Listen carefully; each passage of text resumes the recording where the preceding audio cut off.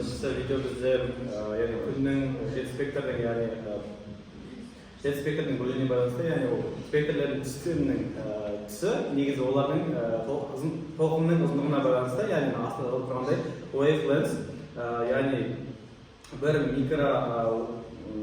микрометр ол деген бізде 1000 нанометрге тең.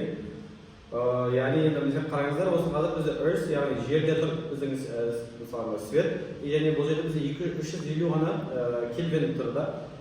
Сондықтан бізде погашты ешнәрсе жоқ. Енді көтеретін болсақ, light bulb дейтін бұл яғни біздегі уже бір жарықтың белгісі, яғни бұл жерде көріп отырғандарыңызда мынау шыңы, яғни светтің бұл жерде бізге қызыл да тұрды. Яғни бізге не дегеніміз бұл жерде 2950 келгенде бізде тек қызыл градус не көреді, свет көреді, яғни оны біз күннен қарайтын болсақ, күн біз үшін көбіне сары немесе осы сары қызғыштай көрінеді, бірақ та ол дегеніміз бізде күннің өте жақын орналасқанның белгісі. Енді осылай көтеретін болсақ, жоғарыға қараңыздар, жоғарыда көрсетіп тұрғандай түсі, яғни көкпеңбек болып бара жатыр. Демек не деген сөз?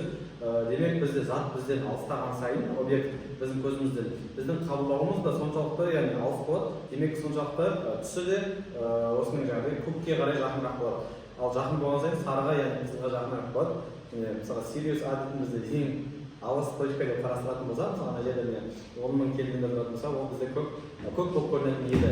Демек не деген сөз? Бұл жерде біздің күннің бізді көруіміз, ол бізге просто сол жақындығынан, яғни оның негізгі түсін біз нақты дәл қазір айта алмаймыз, себебі солай көріп тұрмыз. Оның түсі сары болып көрінеді бізге, оранжевый болып, демек жақын. Ал енді одан да алыс айлар бар, оларды біз көп көреміз, неге себебі бар